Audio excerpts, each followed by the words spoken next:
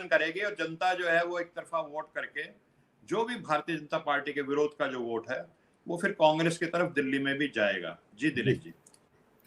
आता हूं सिन्हा साहब आपके पास।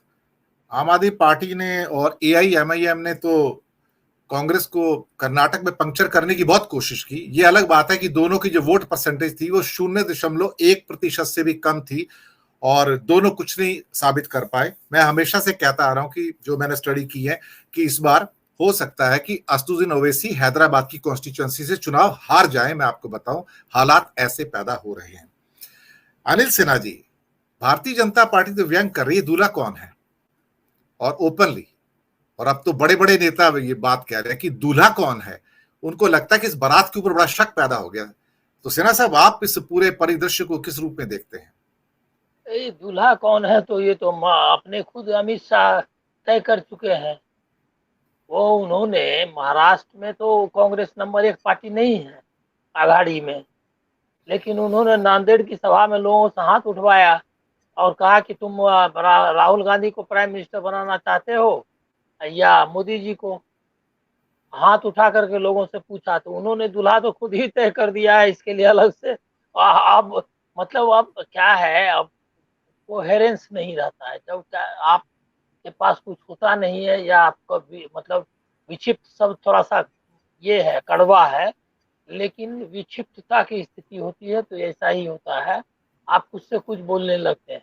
खुद ही अमित शाह जो उनके मतलब मास्टर स्ट्रेटजिस्ट हैं, उन्होंने ही ये कहा है कि राहुल गांधी को देखो और जनता के बीच में जाकर के कोई मतलब पूरा ओपन पब्लिक मीटिंग में। तो अब क्या पूछ रहे हैं, अब तो दूल्हा उन्होंने तय ही कर दिया है। लेकिन ऐसा है नहीं, निश्चित तौर पर यहाँ पर काफी बहुत ही अच्छे ढंग से ये लोग कर रहे हैं।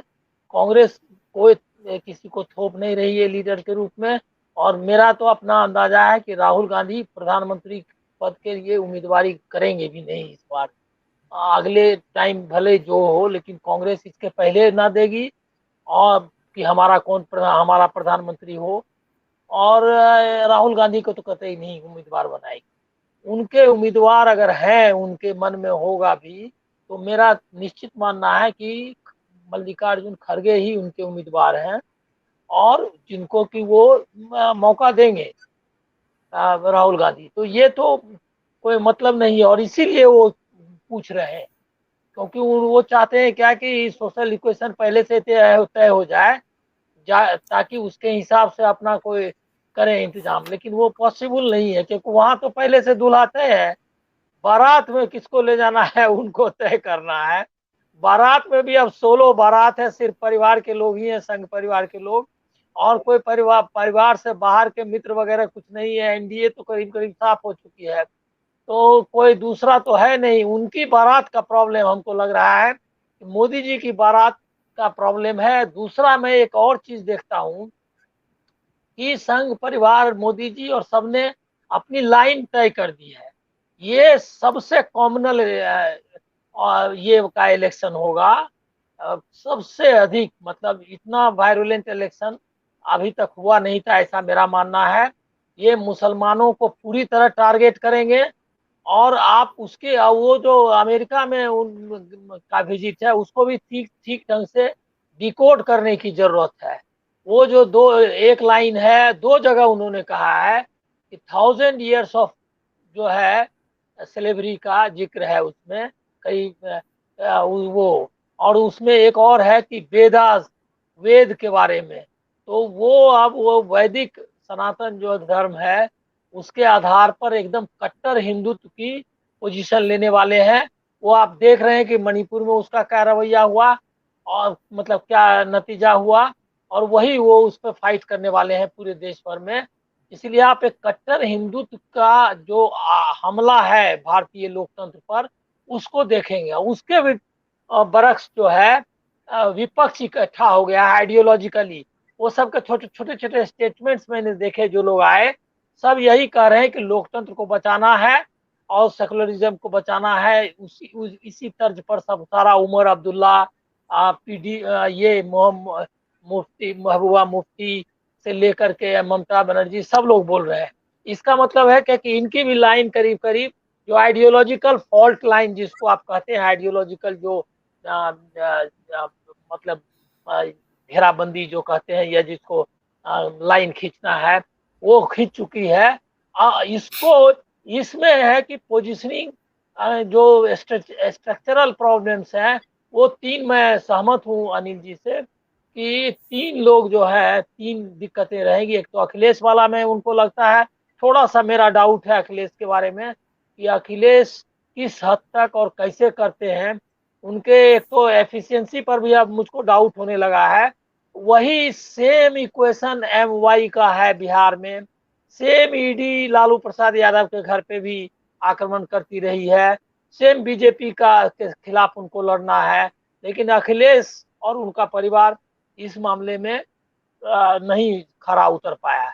और उसमें कोई मतलब, एकदम देखिए कि एकदम सिमिलर सिचुएशन है, सोशल सिचुएशन भी, सिर्फ अंतर इतना है कि बिहार में और भी दूसरे पॉलिटिकल फोर्सेस हैं, तो वहां तो और कठिन था क्योंकि और पॉलिटिकल फोर्सेस है, तो उनके माथे भी अब जिम्मेदारी थी। लेकिन लालू प्रसाद ने और तेजस्वी यादव ने नीतीश को लाया, और पूरा जो इक्वेशन है, जो स्ट्रेटजी होनी चाहिए, एक पॉलिटिकल जो स्ट्रेटजी, वो उन्होंने अपनाया। और नीतीश ने उस जो जिम्मेदारी, हमको लगता है कि उन दोनों के बीच अब उनका क्या था कि निश्चित तौर पर दोनों इकट्ठा हुए इसीलिए कि एंटी बीजेपी मुहिम चलानी थी और उनको हटाना था। तो ये जो दोनों के बीच सहमति बनी, उसका जो लिटरली स्वास्थ्य नहीं था लालू प्रसाद का, वो जिम्मेदारी नीतीश निभा रहे हैं।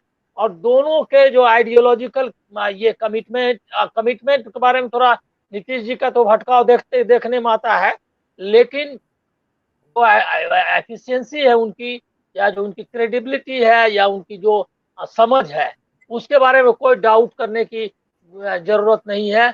नीतीश उस मामले में कई बार 20 है कई लोगों से, क्योंकि कम से कम उनकी व्यक्तिगत छवि काफी अच्छी है, और सोच भी, मेरा जितना अंदाजा है कि जो एक समाजवादी विचारधारा की पक्की समझ उनके पास है।